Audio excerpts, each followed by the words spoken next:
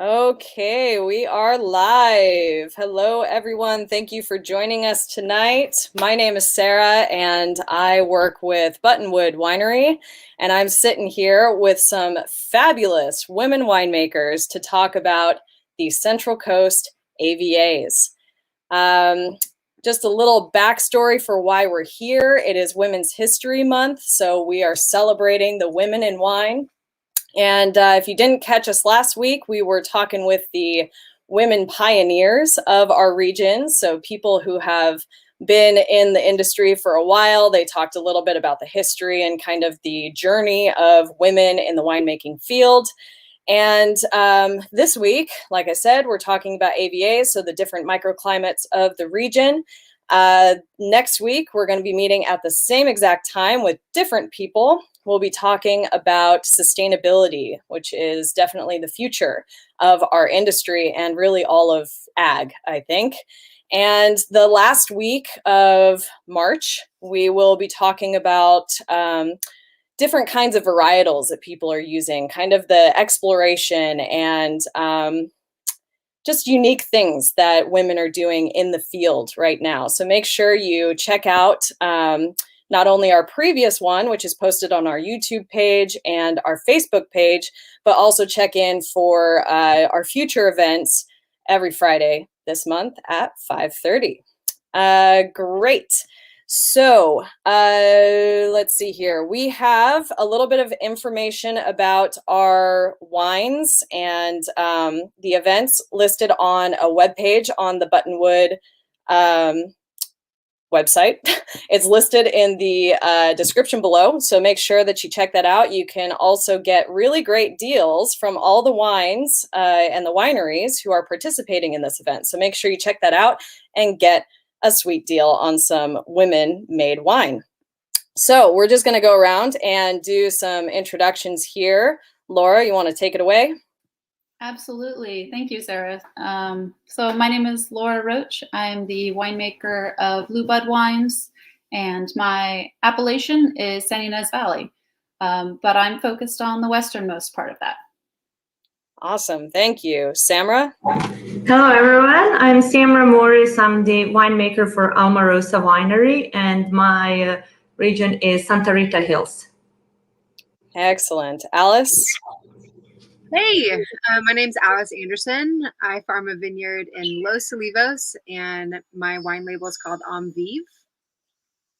Great. And Marisa? Hi, I'm Marisa Matela, and I am the assistant winemaker for Clendenen Family Vineyards, and we are located in the Santa Maria Valley AVA. Awesome. Great. So we've got some excellent wines that we're going to be tasting through tonight. And I just want to say before we get fully into it, okay, we are going to be answering questions. So if you have any questions for these lovely ladies, just put them in the comments below and I will throw them at them, keep them on their toes.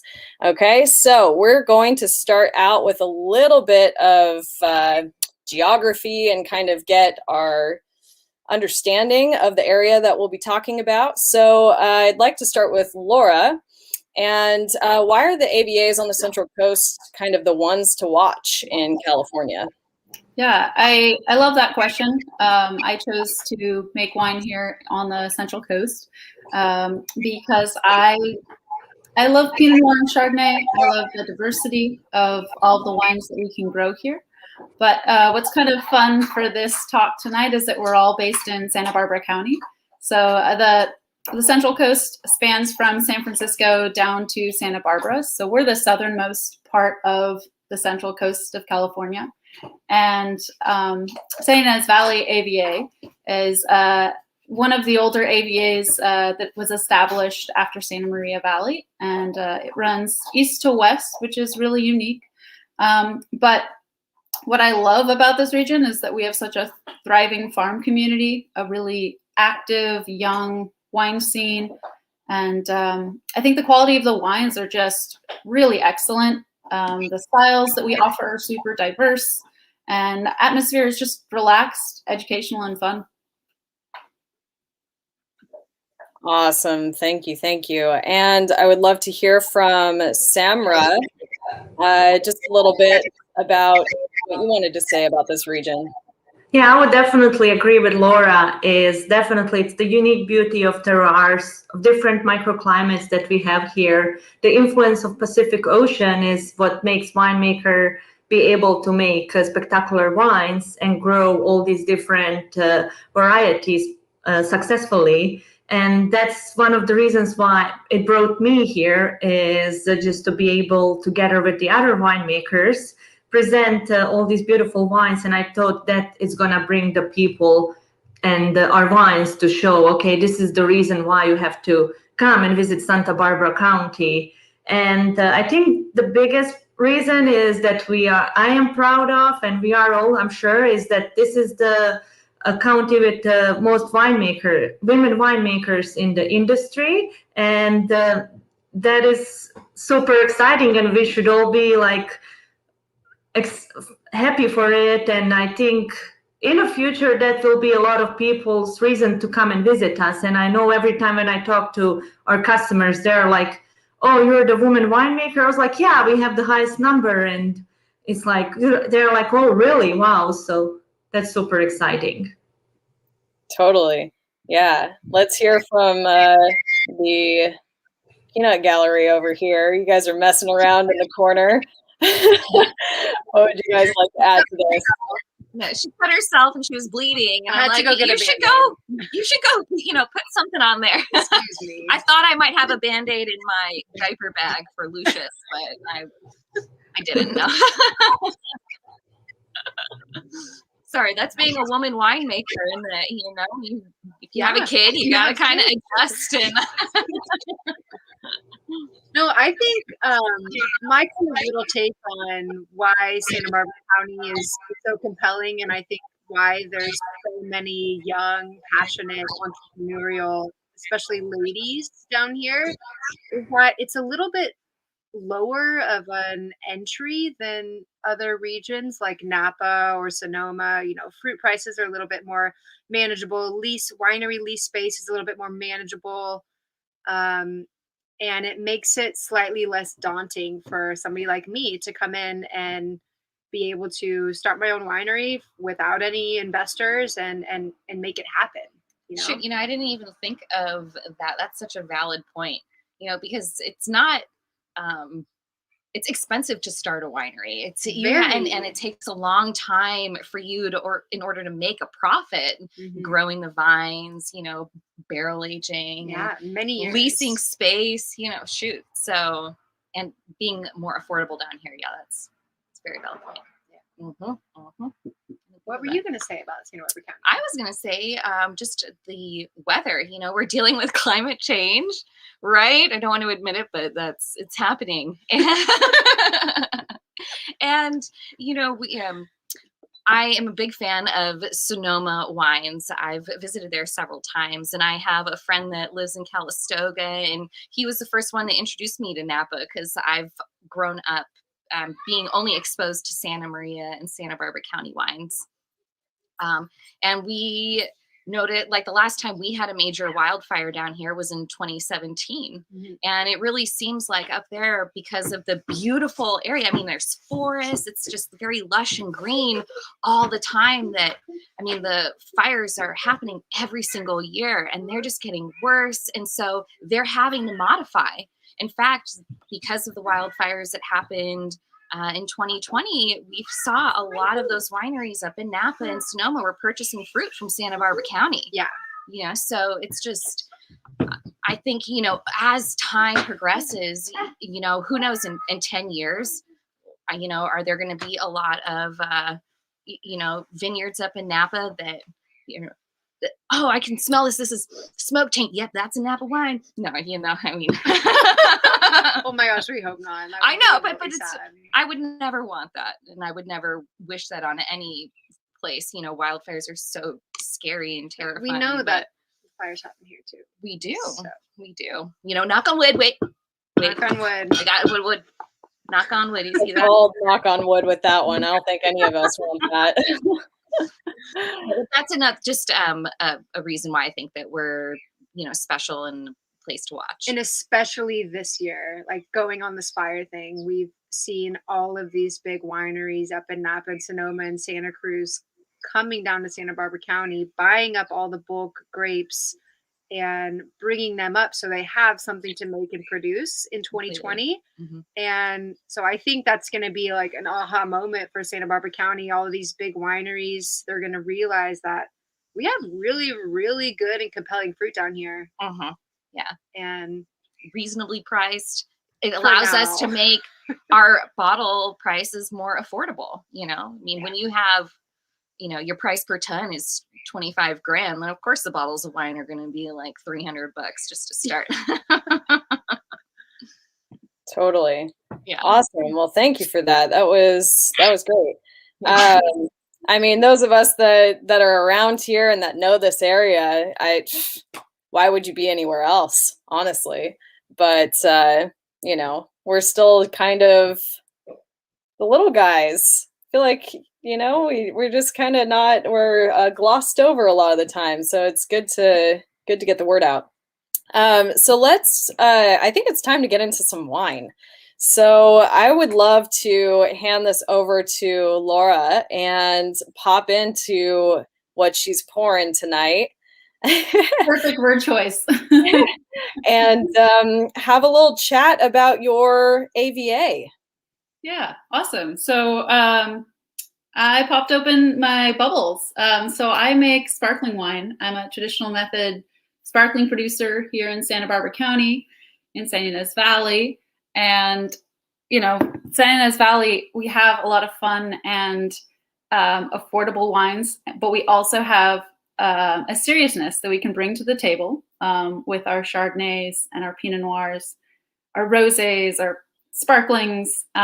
There's this minerality that we get just naturally being close to the Pacific Ocean. And we think of that when we have our Chardonnays from Santa Maria Valley, from Santa Rita Hills. And I think of it for sparkling wine. I think of it as an ideal quality.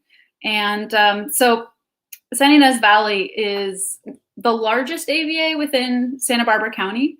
And it overlaps the sub-AVAs of Santa Rita Hills, Levos District, Ballard Canyon, and then furthest to the east is Happy Canyon. So the valley that we make wine in runs east to west. It opens out directly to the Pacific Ocean. It's called a transverse running valley. And as many of the ladies have said, we have a lot of influence from the ocean. So what this does is creates this ideal climate for us. We have a really long growing season, and our vines are coming out of bud break around this time, which is really fun to see. We're tracking the weather constantly, hoping that it doesn't get extremely cold at night right now, because we get our coldest temperatures in the springtime, unfortunately. And the vines are just coming out of bud break, and it can be very detrimental to this year's harvest and also next year and the year following.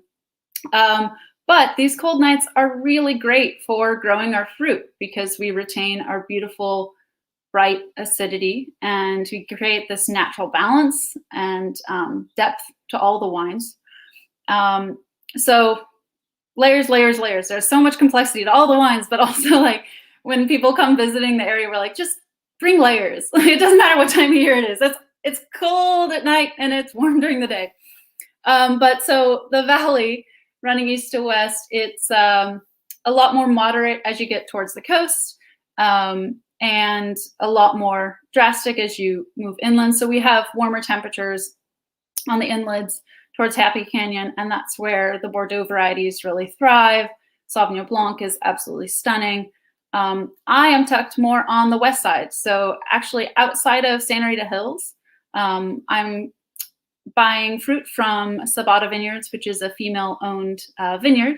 Sandra Newman allowed me to purchase my first ton back in 2015, and I've grown fivefold in 5 years. And I focus on cool climate rosé of Pinot Noir, a very delicate style, and then the sparkling.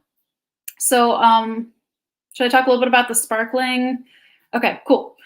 So 100% Pinot Noir. And this is the first fruit that comes off of the vine.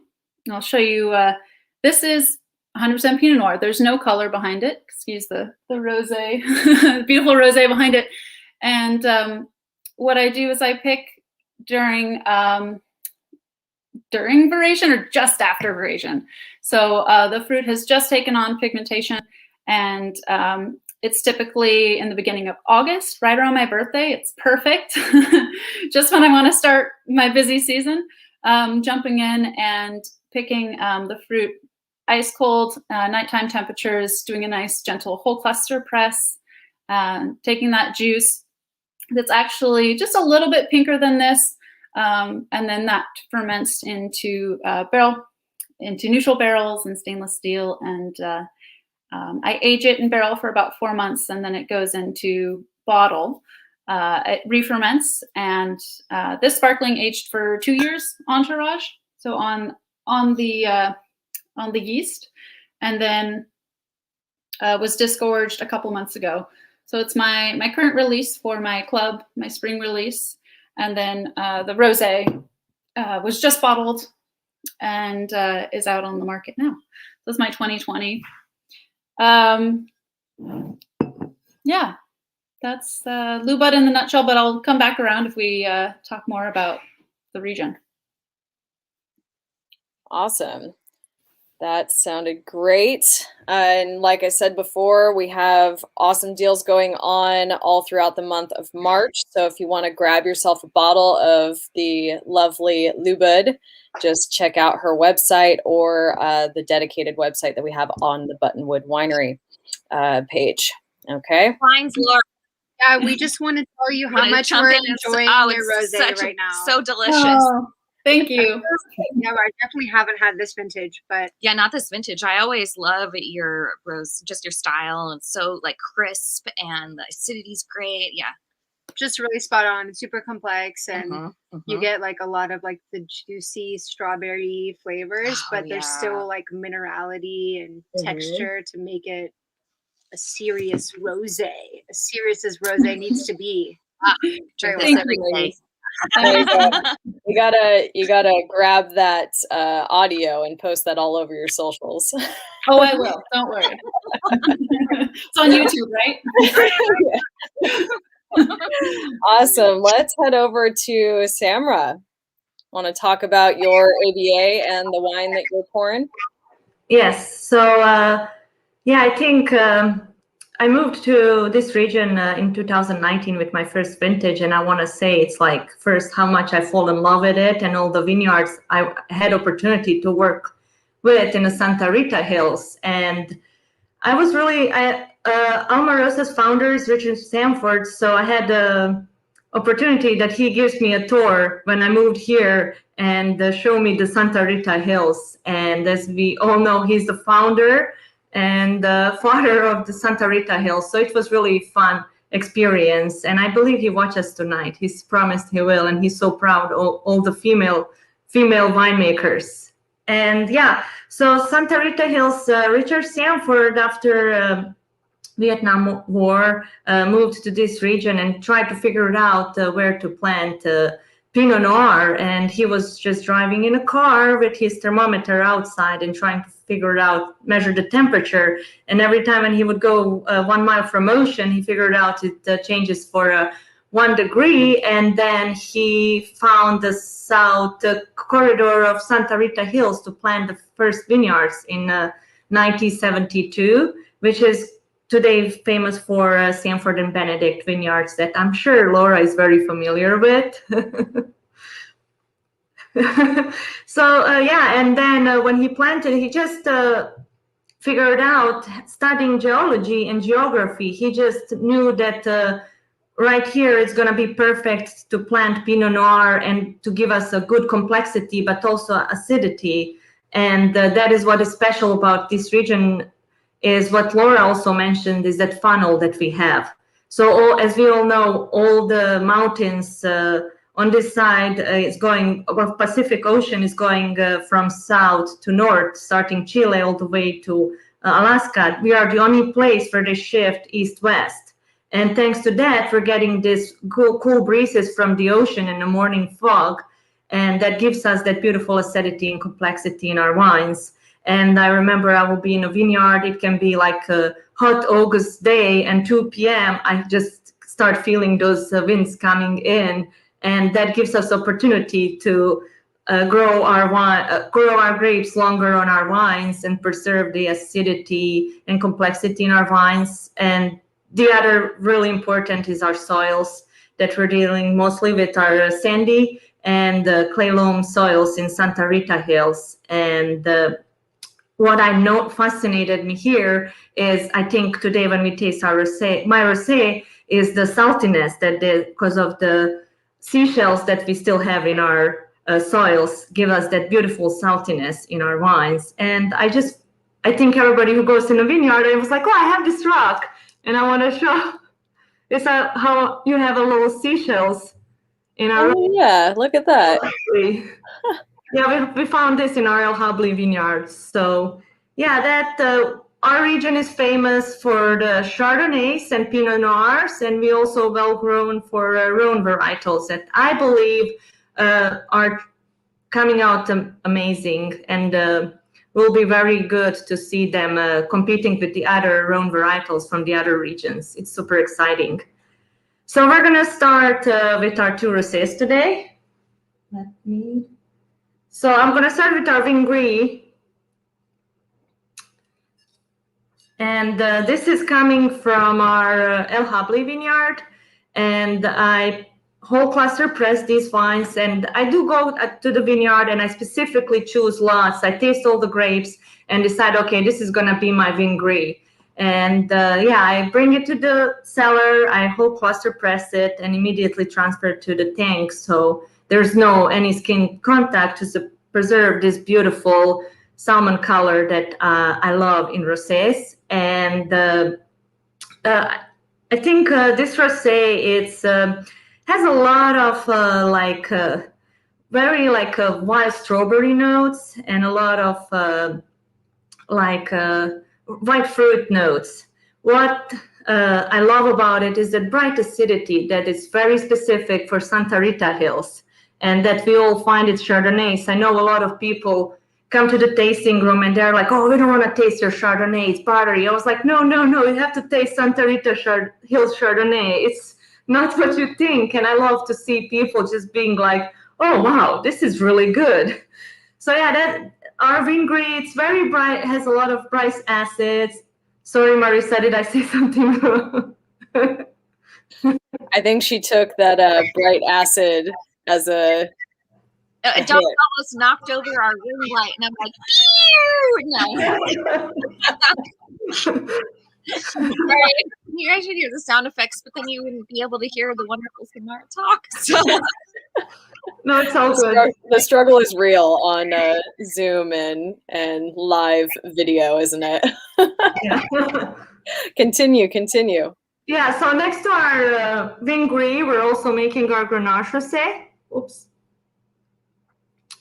And then comparing to Vin Gris with that bright acid, I have a lot of saltiness that I found in our Grenache Rosé. Our Grenache Rosé is also from our El Habli vineyard, and I whole cluster press it, same as our Vin Gris, and not leaving it on the skins, also to achieve that light pink color. And yeah, I found this year it has a lot of exotic notes, like a lot of passion fruit and guava. That it's fun. I think it's perfect summertime to be. I don't need any food with this wine. I can just drink it and chill. And after a long day at work in a cellar. And my third wine today is our Rancho La Mina Pinot Noir. I fell in love with this vineyard when I first fermented. It is in a little bit high altitude in Santa Rita Hills, and it gets a lot of wind. So it gets that Pinot Noir with a thick skin. And when I fermented it, it was like dark purple color.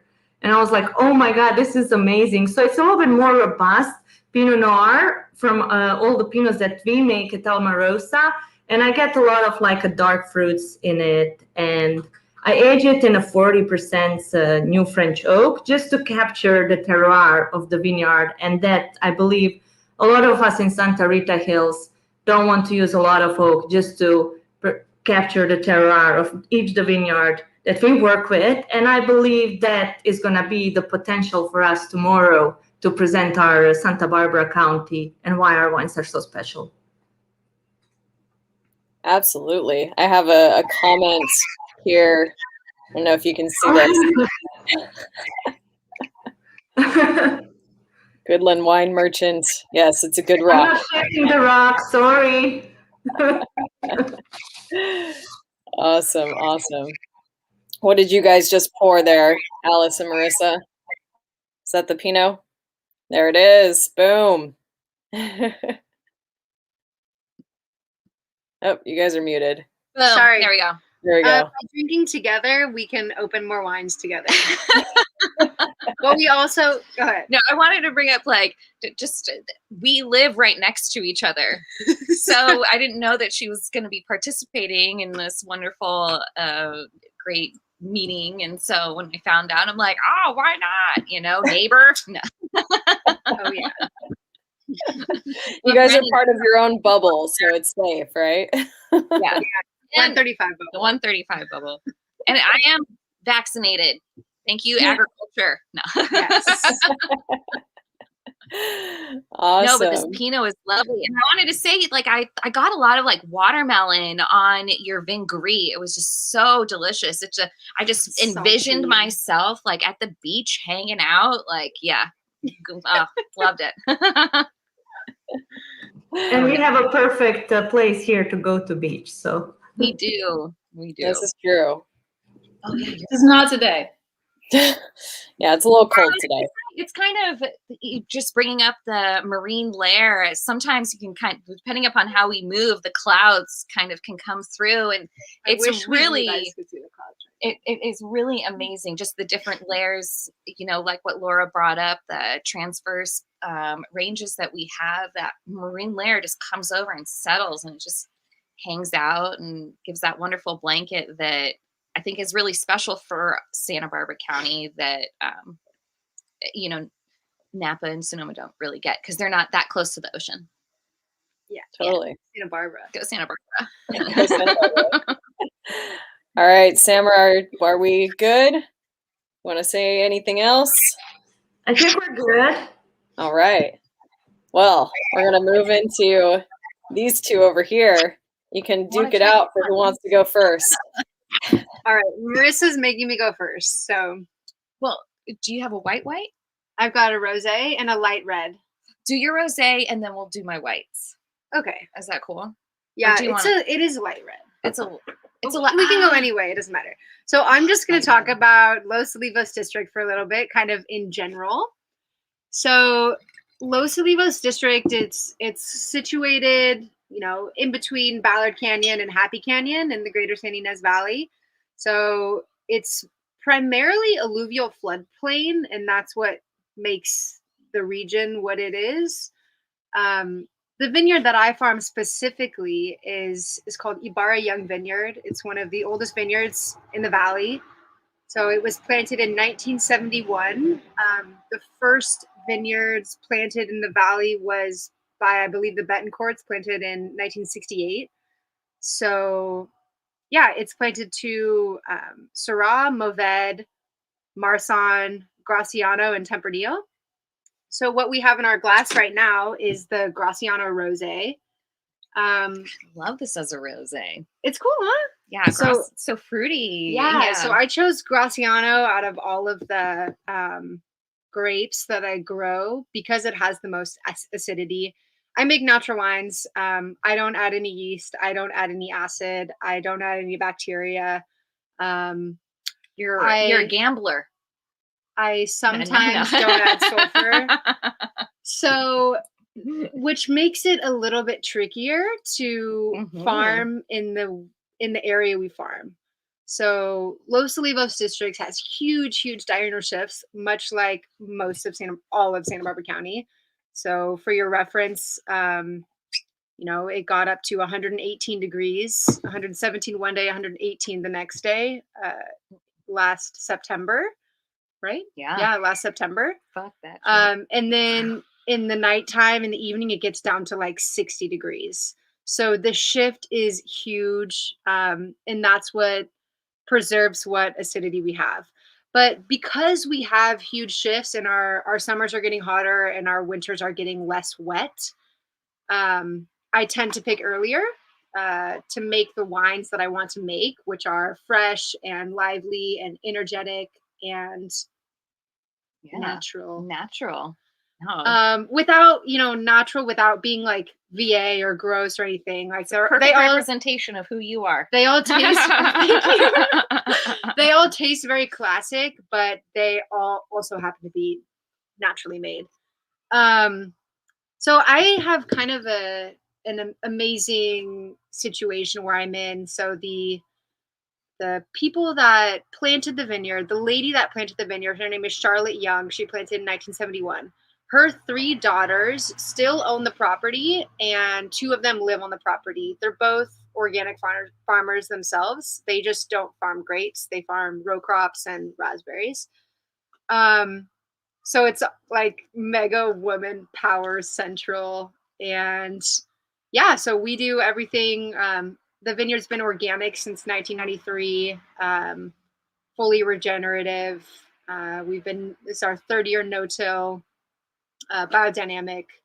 Yeah, at the winery that I work at full time, we used to make wine for Coupe, and Bob Lindquist always would buy fruit from Ibarra Young. So it's just so great to see. From 86 to 80. Yeah, so it's so neat to see like the fruit that he's made, tasting some old Syrahs that he's done from Ibarra Young, and then tasting, the 19s that he's doing and how your hand has influenced it. And it's awesome.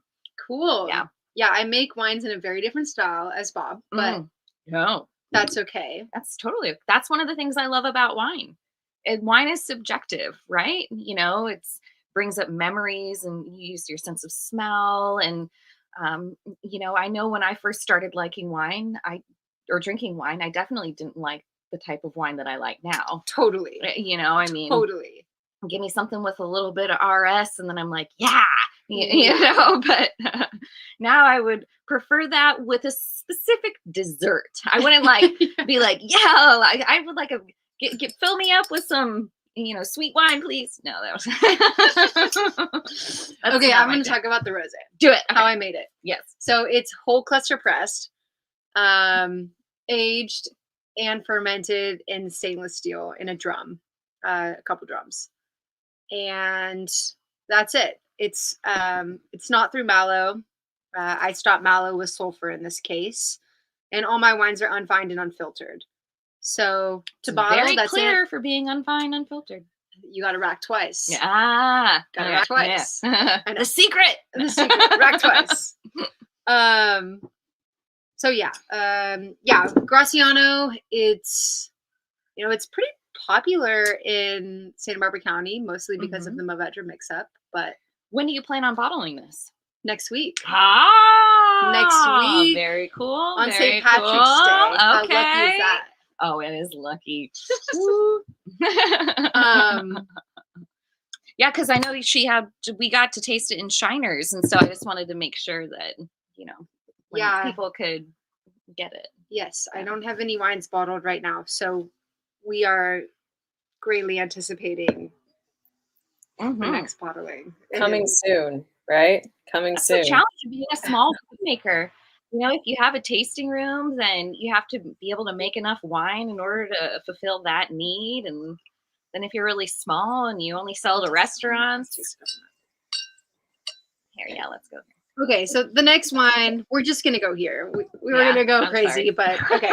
So while we're still talking about Los Levos District and the vineyard, the other wine that we're drinking tonight, and you guys have it in your little sample pack, is a co-fermented field blend of the old vines at Ibarra Young. So it's Marsanne, Syrah, and Mourvedre, all the old vines, harvested on the same day,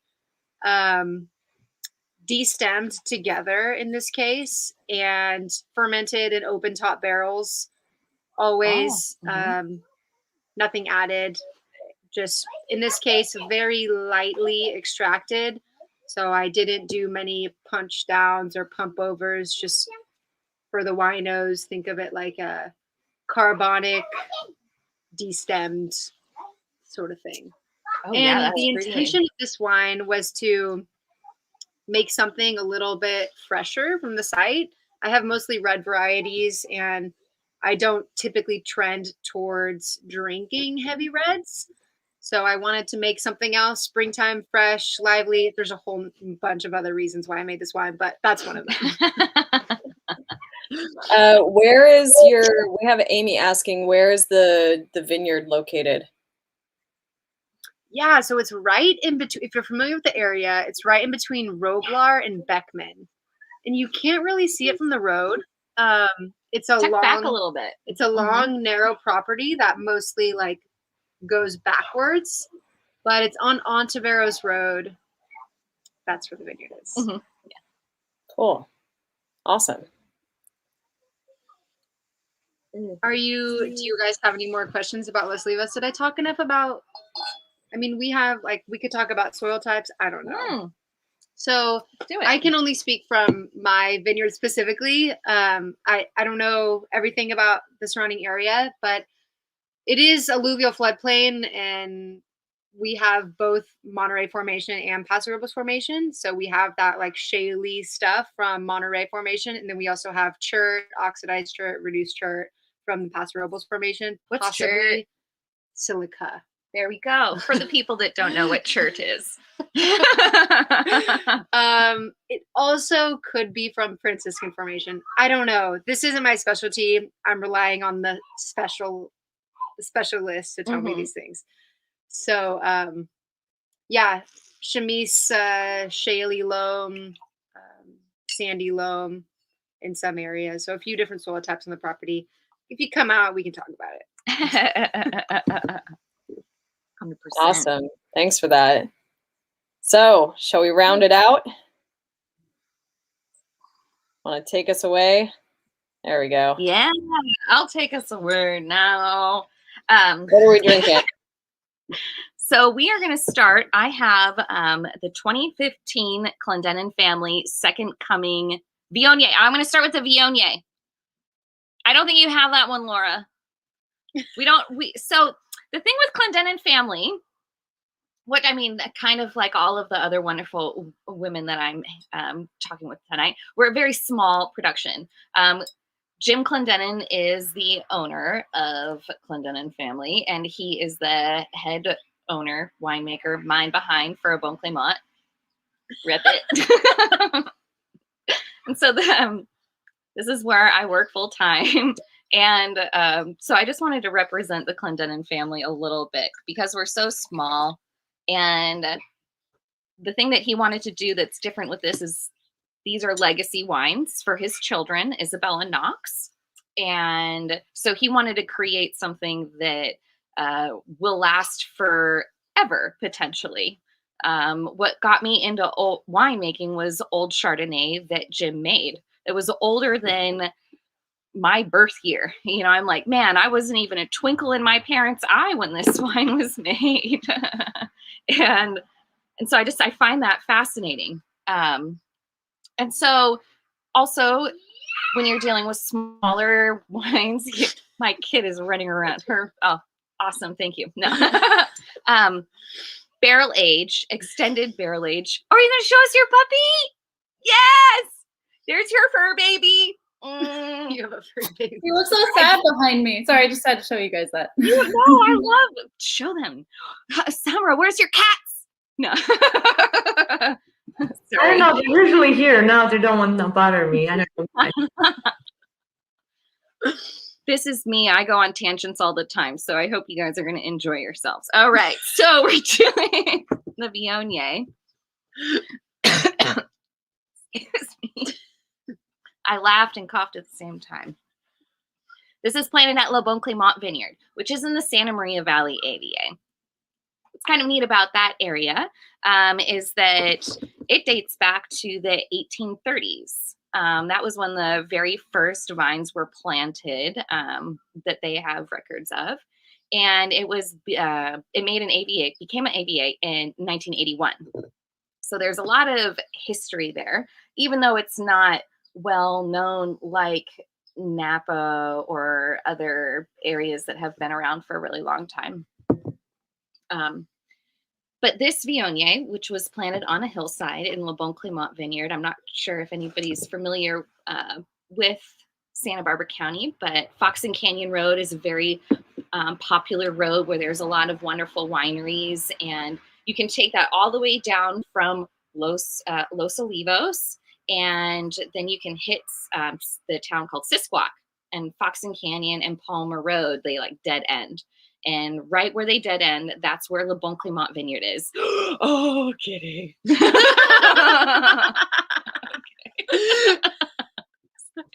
Adorable. It's not Friday or anything. I know, it's not Friday. If you follow me on Instagram, you would see the wines that I was drinking at noon, so I apologize. Okay. I don't think you need to apologize. Lexi King just said that it's informative and entertaining, so they appreciate that. So Le Bon Clemont Vineyard was planted in 1998. It took 5 years before we were able to get any fruit off of those vines. Actually, so 2015, that's a little bit of an older vintage. I mean, tell me the math. 6 years. Yeah, 6 years. 6 years in barrel for 3.5. It was 100% new Francois Frere French oak. There's a gentleman, Yves Quiron, and he has that style of Yves. That's his style, oaky Viognier, oaky aged. And so this was Jim's kind of perspective of that, his style, his version of that. Obviously, a Bon Clemont and Clendenen family, acidity is very, very important to us. It's one of the number one things that we look at when we harvest wines, harvest the grapes, because that provides the structure that we're going to want for ageability. Oh, yeah. Do you want more? Yeah, I have to say, like, I can definitely taste that oakness, but the bright acid is just keep popping out. It's really no. Oh, he has to go potty. Yeah, big news, guys. My 3.5-year-old son's potty trained. Diapers are done in 2021. Oh my God. It's a small thing. You didn't want to take him to a tree? He doesn't pee standing up. He probably tried. Oh, that's adorable. No. Oh my gosh. And this is where your kid dies of embarrassment when he sees this video in 10 years. Far better things to torture him with. He's one of the cool things about, or I'm very lucky with where I was working, is that I gave birth to my son Lucius in July, and we started harvest the first week of August, and I went back to work, and I had him in the pouch, not to mention that I had a stage 4 tear, so it wasn't it was not comfortable. I should have had a lot more time off. I love it. This is the reality. Women in wine right here. You know, like, oh, you got to get back to work. Nobody else is going to make this Nobody wine. else is going to do it. Yeah. Should we go to the Chardonnay now? Let's go to Chardonnay. Okay. So excited about having kids now. Right? I'm really great for birth control. Natural birth control right here. Just give me a call. And I'm stoked to be a mom too, so don't get that wrong. Yeah. Okay, our second wine is the Chardonnay. I know the ring light is failing. Here, It's okay. It's okay. Yeah, it's a 2016 Chardonnay from Le Bon Clemont Vineyard. So this is fermented in French oak. It did go through malolactic. New French oak, and actually they were 350-liter barriques, special made for Jim. Nice. From the Francois Freres. If you were to go to hit that cooperage in Saint-Romain, they have a section that says Jim Clendenen wood. You know, It's beautiful. it's really beautiful. I haven't seen Jim Clendenen's section, but it's a nice spot. It's a nice spot, yeah. If you could see it, you know, it says produced and bottled by Jim, Isabel, and Knox Clendenen. So that's just a little special thing and why he has this brand base, except for a Bon Clemont. There we go. Oh, Laura, yeah, you got it. Nice. You got it. Cool. So these, this Chardonnay, 94 points, wine enthusiast. You know, it's really creamy and delicious. It's still really young. I look forward to having it in 10 years. Yeah. Personally. It's like so layered. Mm-hmm. It's not, I mean, to be honest, it's not typically the Chardonnay I trend towards, but it's a beautiful wine. It's a beautiful wine. It feels very fancy. It is very fun. Well, I mean, fuck, look at this bottle, man. It's huge. It's really heavy, too. I was going to say, yeah, it's really heavy. Catherine, I was like, oh my God, this is so heavy bottle. yeah, Catherine says that Catherine says that this is her favorite Chardonnay. So just so you know. Yeah. Oh, really? I mean, I really love this on like the third day. And so it's kind of, you know, a little bit, maybe I'll leave, if you're lucky, I'll leave this here for you. Oh, And then you can have it. she's second guessing herself. No, But I wanted to there's take still- it with me. There's still all this amazing acidity, and it brings texture and, you know, feeling. The finish is so elongated, Mm.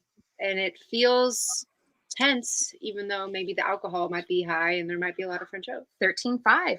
Yeah, it's This, amazing. I was, Really well. this made. Chardonnay was, typically we always try to harvest at 23.5 bricks. That's like our golden number. If we can get stuff at 23.5 and, you know, for like Pinot 3.4 pH, we're like stoked. Dreamland. Stoked. Don't need to add anything. Like that's when you can be just the most natural kind of a winemaker, I think. And, you know, Clendenen family is very old world, very Burgundian in style. So we definitely don't add, you know, like oak chips or powder or things that a lot of larger facilities do. And I don't think, I mean, none of the women here have wines that are like that because, well, I don't want to, we care. No, that's not right. It's just when you're so small, you're able to focus a little bit differently. And another reason why Santa Barbara County is special. Yeah, Mhm. lots of little guys. Lots of little guys, yeah. Now, a little bit more about Santa Maria. There's about 7,500 acres planted, you know, but the whole AVA is over 90,000 acres. The Biennicito Vineyard is one of the most popular vineyards that is located in Santa Maria Valley. That one, that's where they have the vines that date back to the 1830s, which is kind of cool. Is that Mission? What's I don't know. It's a damn good question. if any viewers know? Let us know. But Biennicito, it's about 15 miles from the ocean. I mean, if you're standing up on the hill on block 11, you can see the ocean. And you're just like, damn, like it's Santa really Maria special. Possibly is the most foggy AVA in Santa Barbara County. It's definitely the coldest. We're for sure region 1. You know, I mean, when you were 118 degrees, we were 100. Maybe 90, yeah. We were 100. We were hot. Yeah. We were definitely hot because I remember being stoked that I was working in a really cold winery. So Karen left us this question, and I did not want to embarrass myself by trying to pronounce that word. Ago. I said to her old ego. You know, that's if people have a hard time pronouncing that. So the Tiraldigo is a variety that I make, and I don't know what I'm going to do with that because it's not going to be under Bevela anymore. But it's grown at Bon Clemont Vineyard, actually very close to the Chardonnay. There's only about like a little bit more than half an acre planted. So we'll see. Keep tuned. You're up to something, I can tell. I don't know what I'm doing. We'll figure it out. Okay, Nice. last but not least, we're going to move on to our Pinot Noir, which is also from 2016 vintage and is from Rancho Lacuna Vineyard, which is really close to where we're at right now. It's how far away? Like a mile? 2 miles? A mile. A mile. Yeah. Technically, it's in Los Alamos AVA, but that was in Santa Maria Valley originally.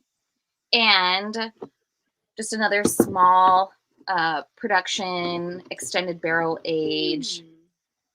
You know, I get a lot of like new leather and some black cherry. Yeah. There's definitely a lot of spice on this wine. So spicy. Very spicy.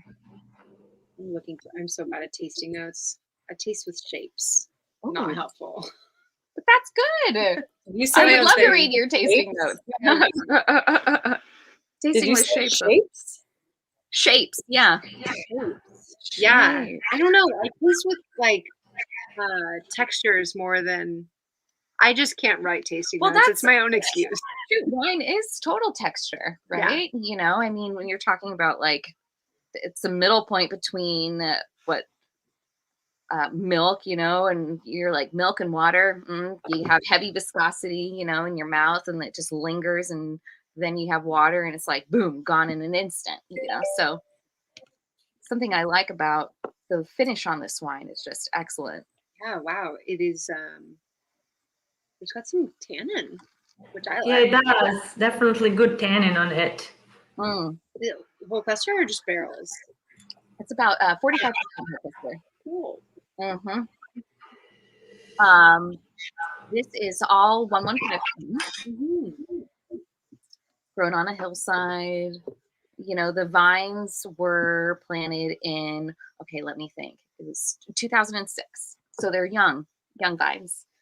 Drake Whitcraft is the other winemaker that gets to work with this fruit. Wow. And he does 100% whole cluster. Like stomps on it, lets it go, and then does He's his a crazy thing. guy, that does Drake his guy. thing. No. Just kidding. Yummy, Yeah. delicious. Rose. Here. Because I have a kid and I'm a space cadet, I wrote notes. Okay. So I just want to make sure if there's anything that I missed about Santa Maria Valley that I think everybody should know. No marine layer. Oh, shoot. What? Did you remember the hail that we just had? Like, what the fuck? Sorry. Oh my God.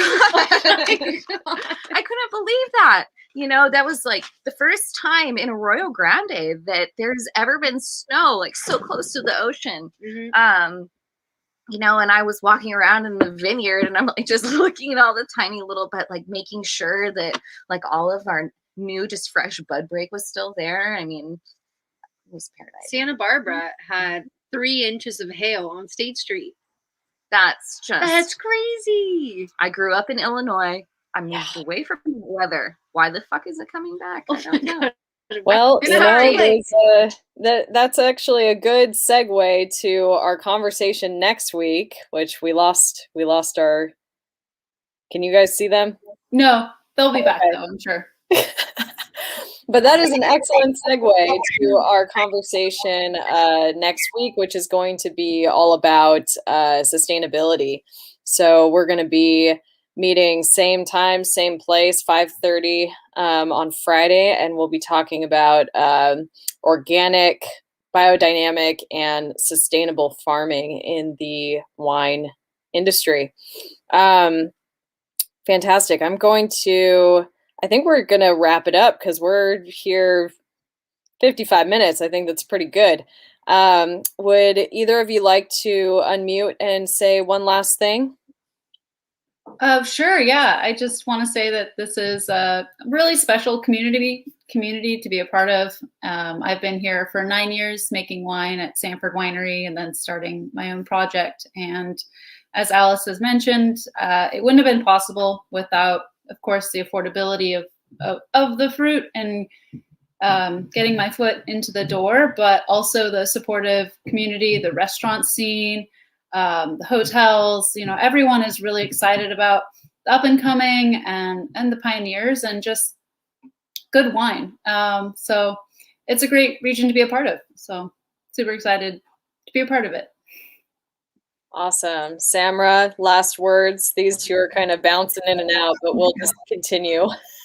Yeah, I totally agree with Laura. It's like I've been here only 2 vintages and I'm super excited to be part of this community. Everybody is always helpful. Even if your pump breaks down and you need help or anything else, it's amazing just to see people help you no matter what. And it's fun to work with everybody and fun to make all these great wines and taste them all together and have all these women here. And yeah, I want to thank everybody who watched us tonight. And it was really fun. Awesome.